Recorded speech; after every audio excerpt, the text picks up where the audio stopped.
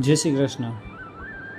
શું ખરેખર તમને ખ્યાલ છે કે તમારી અંદર કંઈક મોટું કરવાની શક્તિ છે, પણ તમને જ વિશ્વાસ ના હોય કે શું હું આ કરી શકીશ કે નહીં કરી શકું, શું થશે શું નહીં થાય? કાંઈ વાંધો નહીં, હું એક તમને વાત કહું. આવી જ રીતે આવો જ વિચાર એક વ્યક્તિને આવ્યો હતો, અને કોઈ સામાન્ય વ્યક્તિ નહીં. આ પૃથ્વી શું, આખા વિશ્વના મહાબલી બજરંગબલી હનુમાનજી મહારાજની હું વાત કરું છું, કે જ્યારે આખી વાનર સેના માં સીતાની શોધ કરતાં કરતાં સમુદ્ર કિનારે પહોંચે છે, ત્યારે બધા સમુદ્ર, આવડો મોટો વિશાળ સમુદ્ર જોઈ અને સ્તબ્ધ થઈ જાય છે કે આ સમુદ્ર ઓળંગી અને કોણ પેલી પાર જાય માં સીતાની ભાળ લેવા, અને કોણ જઈને જોવે કે માં સીતા ત્યાં છે કે નહીં. સમુદ્ર કોણ ઓળંગી શકે? ત્યારે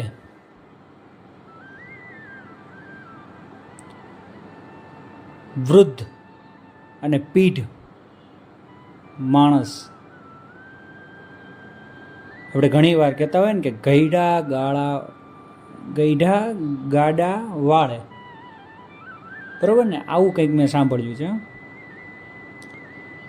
તો એવી રીતે વૃદ્ધ જાંબુવંતજી આગળ આવે છે અને હનુમાનજી મહારાજનો હાથ પકડી અને કહે છે કે યાદ કર, તું આ એક સમુદ્ર નહીં, આવા હજારો સમુદ્ર ઓળંગી શકે એવી તાકાત તારી અંદર છુપાયેલી છે.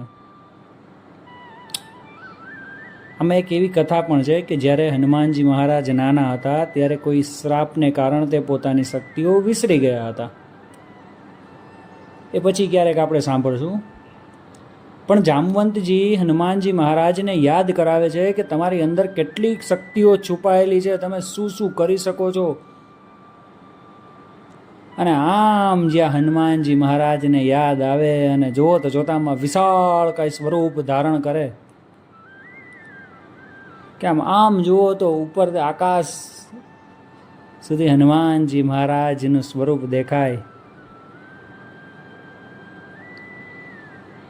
અને હનુમાનજી મહારાજ એક જોરદાર ગર્જના સાથે છલાંગ મારી અને આખો સમુદ્ર પાર કરી અને લંકામાં પહોંચે છે.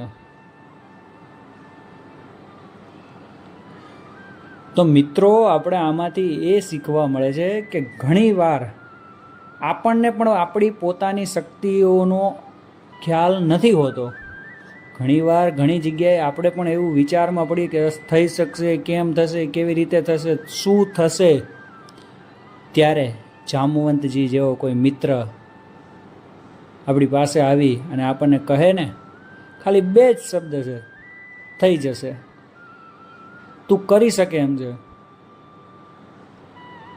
અને કોણ જાણે આપણી અંદર પણ વિસ્ફોટ થાય શક્તિઓનો, અને આપણે જે કાર્ય સ્વપ્નમાં પણ ન વિચાર્યું હોય એ કાર્ય પણ આપણે સહેલાઈથી કરી શકીએ છીએ.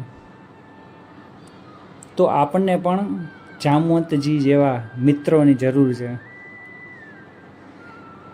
જે આપણને આપણા નબળા સમય કે આપણા નબળા વિચારોને દૂર કરી અને આપણી અંદર તાકાત, શક્તિઓનું સિંચન કરી અને આપણને યાદ અપાવે કે આ બધી વસ્તુ સામાન્ય છે, તું કરી શકે એમ છે, તારાથી થઈ જશે. તમારી અંદરની શક્તિઓને ઓળખો, તમારા ખુદ પર વિશ્વાસ રાખો અને મહાબલી બજરંગજી હનુમાનજી મહારાજનું નામ લઈ અને આગળ વધો. જય શ્રી રામ, જય હનુમાન.